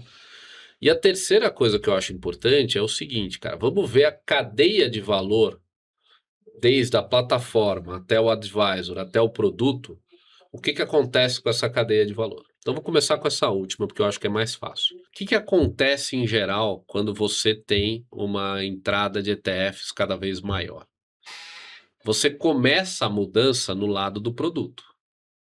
Porque o produto, que antes talvez fosse 2,20, ele passa a ser 0,20. Então, você tem uma mudança muito grande. Claro que você não faz 100% da migração, né? Então, você continua tendo ali um movimento. Qual é a diferença? Porque o produto cobra 2,20, mas não é o cara que é o dono do produto que fica com esse 2,20. Ele paga rebate, tá? Então, resumidamente, ele fica com 1% ele e 1% fica para a e indústria. o resto vai para a indústria, tá? Então, esse 1, ele some. Não quer dizer que o cliente para de pagar, mas ele some daqui. Onde ele passa eventualmente a ser cobrado? No advisory. Então, a primeira coisa para mim que é muito importante é o seguinte: você diminui o total, o take total, mas você rebalanceia ele de uma forma muito dramática. E aí entra a questão que você estava fazendo da plataforma. A plataforma e o produto passam a ganhar menos. Quem ganha mais? O advisor. Então, a primeira coisa o crescimento do ETF é muito bom para quem está com o cliente no dia a dia. Essa é a primeira coisa que é uma notícia muito boa para a tua audiência. Eu até faço uma simplificação e fiz uma simplificação que é o seguinte: se a gente tem 12 bi de receita na linha ou na indústria de assessoria de investimento, e desses 12 bi a gente fez uma simulação que aproximadamente 2 bi vão para os profissionais. Se a gente tem uma migração de 100% para o fee-based, principalmente no modelo de consultoria, porque no modelo de assessoria esse negócio é um pouco diferente, porque tem a taxa, tem um movimento lá que ainda quem emite a nota fiscal para o cliente é a corretora, mas se a gente faz para o movimento de consultoria, que é o movimento mais natural que vai acontecer e como um todo, por N motivos, e a gente não é o objetivo aqui aprofundar, a gente passaria a ter 6 bi na corretora e 6 bi na mão das consultorias e dos profissionais. Então, a remuneração do profissional aumenta em 2 a 3 vezes, o custo do cliente fica igual. Então, acho que se o pessoal entende isso, e assim, eu demorei um pouco para entender isso, tá? Porque no D0, óbvio, se você faz essa simulação, isso não vai acontecer em 1 ano, isso não vai acontecer em 6 meses, isso acontece em 5, 10 anos. Mas no primeiro momento, realmente é um pouco mais caro para o cliente, porque o cliente já pagou, ele vai fazer a transição e por aí vai. Mas conforme o tempo vai passando e a alocação vai melhorando, que foi exatamente o que aconteceu no mercado americano, você vê que vai ficar elas por elas, só que com um diferencial. Quem ganha mais é o profissional e o cliente, porque o cliente também recebe mais serviço e produto pior, né? Só que produto melhor, no caso. Exatamente essa a minha opinião. Só que aí tem um ponto muito interessante. Eu acho que é bem legal falar disso. Qual a consequência para isso se você olhar no mercado da plataforma, no mercado do produto e até no do advisor? Cara, se a margem cai, a escala tem que mudar. Então você precisa ir para o jogo de consolidação, de escala, de tamanho, etc. Tem que dobrar a custódia nessa simulação que a gente fez. É isso. Só que aí qual é o ponto? E aí eu acho que é uma reflexão interessante. Eu faço ela para o ETF, mas eu acho que ela vale também para os outros. Para você conseguir sobreviver e não virar uma xerox, e não ficar lá reclamando da vida o resto da vida enquanto o negócio vai embora todo, porque você não está lidando com a realidade que está ali na sua frente, você precisa ser focado em criação de valor de médio e longo prazo. Você precisa ser dono do negócio. Você precisa pensar como um acionista.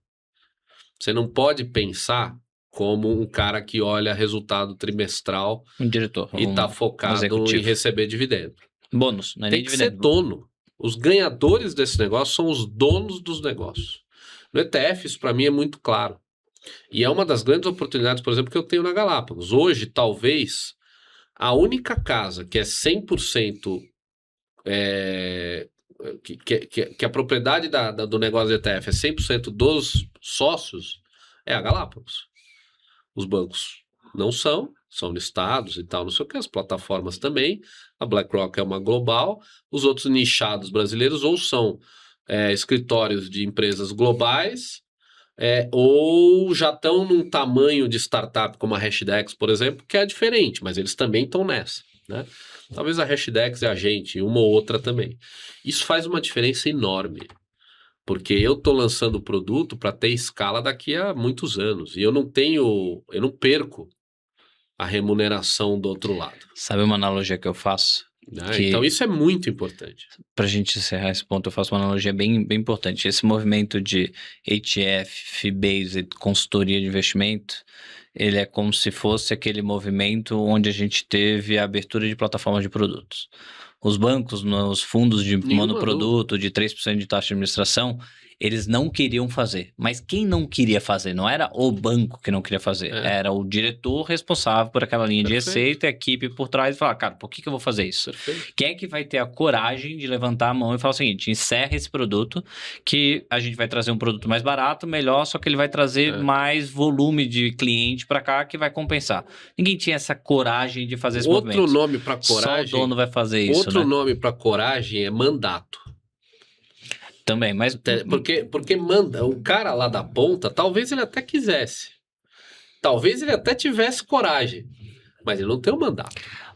Perfeito, mas o que eu escuto... Mas você tem razão, é o dono que tem que decidir. Quando eu converso com a indústria, eu já conversei com pessoas que trabalhavam em assets de grande banco, e eu pergunto, cara, mas por que vocês não fizeram isso? Acho que várias pessoas já devem ter feito essa pergunta para essa pessoa. Eu trabalhei 12 anos em grandes assets de grande banco. E ele me falou uma coisa, cara, eu tinha um orçamento, eu tinha receita, e ninguém tinha a capacidade de levar essa discussão para o conselho, para tomar a decisão, É porque isso. era uma coisa tão sem sentido para o conselho que ninguém queria levar esse isso. problema para a isso.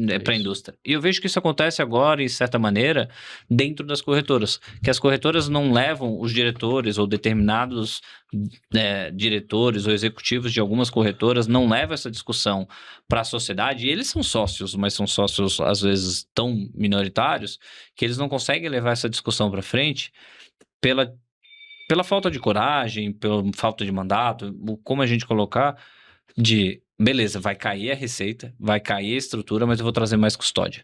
Então, assim, a gente vê que o pessoal está fazendo aos poucos, né? Então, lança uma campanha de marketing, começa a atrelar mais o FIFIXO, mas deixa o FIFIXO dentro da assessoria, porque a verdade é que o FIFIXO dentro da assessoria, ele é quase que um puxadinho para não fazer o FIFIXO lá na consultoria. Ele ainda continua taxa, a nota fiscal continua sendo emitida, mas ainda tem vários problemas. Não consegue ter consolidação multicustódia, não consegue cobrar cliente no ETF internacional ou no produto internacional, tem a taxa ali como um todo, mas tudo isso acaba protegendo o silo, né, do determinado executivo. Então, eu acho que esse ponto é super significativo e a gente não vai ter para onde fugir. A gente vai ter o disruptor de novo e talvez esses disruptores sejam ou os bancos ou algum outro internacional. Deve. Aí vou voltar naquela história, lembra que eu te falei? Falei, vamos falar disso aqui, né? Depois eu vou voltar aqui. Vamos olhar o mercado americano, tá? Vamos olhar o mercado americano, que eu acho que é muito impressionante o que está começando a acontecer agora com os ETFs. E aí tem as derivadas para tudo isso, porque o ETF nada mais é do que um enabler. Se você não tem uma indústria de ETF sólida, você vai para o Fibase, você não tem muito como implementar tudo o que você precisa dentro do modelo de negócio que você quer. Então, o ETF é um enabler dessa mudança, né? Vamos olhar o mercado americano. Quem são os 3 ganhadores inequívocos de gestor de ETF lá? State Street, Vanguard e a BlackRock, porque comprou o iShares. O que esses 3 caras têm em comum? Nenhum deles era gestor ativo antes, nenhum deles é ligado a nenhum banco. Então, os 3 caras que dominaram completamente um negócio hoje de 20 trilhões de dólares no mundo, não são os bancos que dominavam o mercado de gestão de recursos no momento em que essa transformação começou. Será que isso vai acontecer no Brasil? É um pouco mais difícil, né? Não sei. Vamos ver. Pela nossa capacidade competitiva, é muito forte das nossas grandes instituições. Né? Vamos ver. A resposta para mim aqui está em quem vai gastar mais dinheiro com educação, com informação, com educação, quem com vai ser marketing, na frente, né? Não tenho dúvida. Perfeito. A gente já tem um exemplo no Brasil da Investo, né? Os bancos deram uma vacilada, a Investo está com 10 bi de reais, cara. Você acha que alguém acha que os bancos, as assets dos bancos, não resolveram entrar em ETF por causa de outra questão que não seja o fato de que a Investo mostrou que você pode montar uma avenue de ETFs aqui no Brasil? Olha a Avenue é um outro exemplo. A própria XP lá atrás era um exemplo exatamente disso. Os bancos não perceberam, ela foi lá e fez. A Avenue, as plataformas não perceberam, ela foi lá e fez. Né? Os ETFs, cara, talvez os assets dos bancos não perceberam, a Investo foi lá e fez. Bom. Então, esse negócio é muito importante. Beleza, ETF, falamos e, parece que tem alguma coisa aqui. Vamos olhar o mercado de advisory nos Estados Unidos. Onde está o poder no advisory nos Estados Unidos? Não tem uma plataforma que domina completamente tudo. Você tem plataformas tecnológicas, as a service. Caras que prestam serviço para as RIAs. Mas quem domina o mercado lá são as RIAs. A distribuição de varejo nos Estados Unidos está inteiramente na mão das RIAs. E o que eles usam?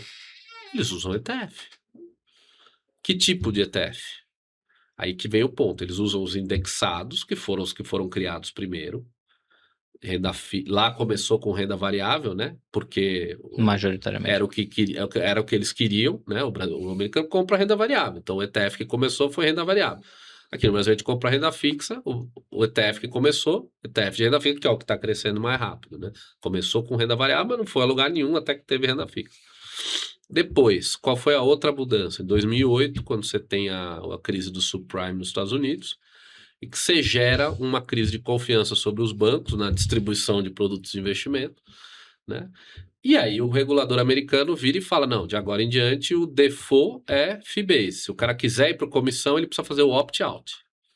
Então lá ele fez o shift, até hoje é 70-30, né? 70 fee-based, 30% comissionamento. Então existe espaço para os dois modelos, eu acho. Mas, cara, aparentemente o modelo predominante é o modelo de fee-based. E aqui no Brasil essa discussão começou agora, né? Já está acontecendo, a gente já está em quanto, sei lá, 20, 25%. Dentro da XP, que divulga os números mais abertos, 25%, mas dentro do mercado de assessoria é algo próximo de 10 a 15%, né? Porque Então, a XP enfim, considera lá gestoras. já tem tudo. massa crítica o suficiente para permitir a indústria de ETFs funcionar. Então, Com já certeza. é relevante. 100 a 150 bi só dentro da assessoria. Aí, o que veio nos Estados Unidos, só para a gente falar do que tem de ETF lá que não tem aqui ainda? Por que o ETF cresce 25% ao ano há quase 40 anos sem ceder esse crescimento? Da onde vem o dinheiro? O que é o ETF? O ETF é uma tecnologia para trazer aquilo de uma forma eficiente, aquilo que você já quer. Da onde veio o dinheiro? Primeiro movimento saiu de ações e veio para ETF de ações. Segundo movimento saiu de renda fixa direto, veio para ETF de renda fixa. Terceiro movimento, você começou a trazer dinheiro de fundos ativos para dentro dos ETFs, ou para dentro dos ETFs via advisor, né, que é talvez advisor fee base. O advisor foi lá e falou, não, cara, faz sentido eu terceirizar o trabalho de dizer onde o dinheiro tem que estar para um gestor que está cobrando caro para fazer um negócio que eu sei fazer. Puxou para ele, aí o dinheiro começou a sair dos fundos tradicionais e começou a ir para ETF. Depois, qual é a outra coisa que aconteceu lá? Você começou a colocar em ETF o mundo de opções. Tudo aquilo que era difícil de acessar para o cliente de varejo, você começou a botar para dentro de ETF. Então você botou alavancado, você botou capital garantido, você colocou dividendo, você colocou covered call, você colocou tudo para dentro lá. Qual foi a outra coisa que trouxe? Trouxeram todo mundo de DeFi, de Decentralized Finance, né? A parte de cripto, para dentro de ETF. Você lançou ETF de Bitcoin, ETF de Ethereum, ETF de não sei o que, cresceu loucamente. E aí qual é a última coisa que estão fazendo lá nos Estados Unidos? Que é o que explica 80% do crescimento do mercado de ETFs americano nos últimos 3 anos, são os ETFs ativos. O que é o ETF ativo? O ETF ativo é o gestor ativo de fundo tradicional jogando a toalha. Por quê? Porque o cara que é o advisor, ele fala para ele, fala, cara, eu não tenho como vender nada que não é ETF. Não quero mais. Não faz sentido. Muito bom. E aí é isso que tá. E se você olhar o que está acontecendo aqui no Brasil agora, é a mesma coisa, só que a gente está lá atrás. Só que vai ser muito mais rápido. No Brasil tudo muito mais rápido, né? Porque o FOMO é muito forte, tecnologicamente é muito forte e o mercado é muito pequeno, né? Eu gosto de falar. Então, os as a service, né? Até que é o que vocês têm também. O as a service, cara, é quem vão permitir o crescimento. Eu tive muita dúvida durante 20 anos se o que aconteceu no mercado americano ia vir para cá ou não, porque eu fiquei lá na indústria de ETF brasileira e não estava acontecendo. Só que, cara, já fazia uns 10 anos, pelo menos, que eu sabia que essas duas coisas tinham que acontecer aqui. O ETF daquilo que o cliente quer, que é a renda fixa, que é a porta de entrada, e um pouco de fee-base da indústria para viabilizar outros tipos de ETF. Eu sempre brinquei. E agora em diante não segura mais. E a gente sempre brincou na indústria que era o futuro que nunca chegava e esse futuro chegou. Isso Mas, aí. cara, chegando no final, tem um ponto aqui que a gente sempre faz, que é um momento diquinha. Então, Momento de quê? Desculpa. momento diquinha que eu chamo aqui. São sim. 3 dicas que eu gosto de pedir que você traga, que é... Acho que a gente que trabalha no mercado de investimento sempre acaba recebendo essas perguntas, que é a diquinha de investimento, uma diquinha profissional e uma diquinha pessoal. Então, é um bate-bola, é para ser bem rápido mesmo. Tá. Queria te ouvir aqui. Qual é a primeira dica de... E é só uma, tá? Uma dica de investimentos. a gente tem que poder aproveitar o que o Brasil tem de bom. O que o Brasil tem de bom para o investidor? Taxa de juros alta, né? Então, não tem como você, na minha opinião, não ter um ETF de renda fixa. E por que ETF e não outro instrumento? Porque é mais barato e melhor tributariamente. Então, não tem como não ter um ETF de renda fixa de 15% de alíquota e que cobre abaixo de 0,20 na sua carteira. Então, essa para mim, pós B11 é o que eu recomendo. Tem que fazer, pode fazer, né? Não tem vergonha. Eu recomendo ele, na verdade, por 2 motivos. É o melhor índice, então é o que vai render melhor ajustado a risco, e é o mais barato, porque ele cobra 0,15 e está com 0 de taxa até dezembro desse ano, que a gente fez exatamente para chamar atenção em termos de marketing. Muito então, bom. Esse aí, para mim, não tem como não ter um ETF de renda fixa na carteira. Dica profissional, para quem nos escuta. Cara, dica profissional, para mim, a coisa mais importante é você entender que você precisa olhar o que está acontecendo no mundo e estar alinhado com as tendências. É mais fácil nadar a favor da correnteza do que contra. Então, às vezes, do mesmo jeito que é mais importante a classe de ativo que você está do que o que você vai comprar dentro da classe de ativo, é muito importante você estar num mercado que está indo para o caminho certo, né? E hoje em dia isso tem muito a ver com o que é melhor para o cliente. Então, acho que essa é uma questão estudar, importante. Né? Isso envolve estar informado, prestar atenção no que está acontecendo. Leia a WZ, então já dá uma dica aqui, já olhe todos os conteúdos da WZ no YouTube, na nossa newsletter, por e-mail, lá no LinkedIn, me segue no Instagram. E aí, se você me permite, cara, claro. 30 anos atrás, eu comecei no mercado de asset, quando o mercado de asset estava iniciando no Brasil. Se você é um jovem hoje, cara, ou se você é um profissional que quer, olha ETF. É um mercado novo, crescendo muito forte e que pouquíssima gente realmente entende. Boa. Dica pessoal? Ai, peraí. Me deu uma câmera aqui. Dica pessoal? Dica pessoal para mim, assim, é uma coisa que eu só percebi tarde na vida, que é o seguinte, saiba o que você quer. Então, muita gente me pergunta assim, para que lado eu levo a minha carreira, como é que eu faço e tal. Cara, eu acho que a primeira coisa que a gente tem que pensar é que tipo de vida você quer levar. Então, por exemplo, você quer ser empreendedor ou você quer ser empregado? Você quer morar no Brasil ou você quer morar fora? Né? Então, se você não tiver... Você quer trabalhar mais ou menos, pouco, muito. Exato. Então, se você quer trabalhar muito, desde que você ganhe muito, e não trabalhar muito se você não ganha muito para trabalhar muito. Então, eu acho que essas coisas que são muito simples de você definir. Você quer morar em São Paulo ou você quer morar fora de São Paulo? Né? Você quer trabalhar remoto ou você quer trabalhar... Cara, todas essas questões são muito fáceis da gente dizer o que a gente prefere. Então, saiba o que você quer, tenha coragem e aí vai procurar aquilo que viabiliza o que você quer. Então, essa dica pessoal para mim é a mais importante, que é a gente trabalha para viver, né? Então, saiba como você quer viver primeiro e aí depois vai atrás. Pô, muito legal. Bruno, foi muito bom o episódio. Obrigado. Acho que a gente conseguiu abordar aí do básico ao avançado em ETF, mas... Com certeza esse episódio tem que acontecer o segundo para a gente aprofundar se tudo que a gente falou realmente vai acontecer. Acho que não vai acontecer em 6 meses, mas como a gente comenta, e acho que você também concorda, você trouxe também, a gente sempre no Brasil entende que a velocidade vai ser em 5 anos, acontece em 3, quando o pessoal acha que é em 10, acontece em 5. Então eu acho que esse podcast vai acontecer mais rápido do que a gente imagina.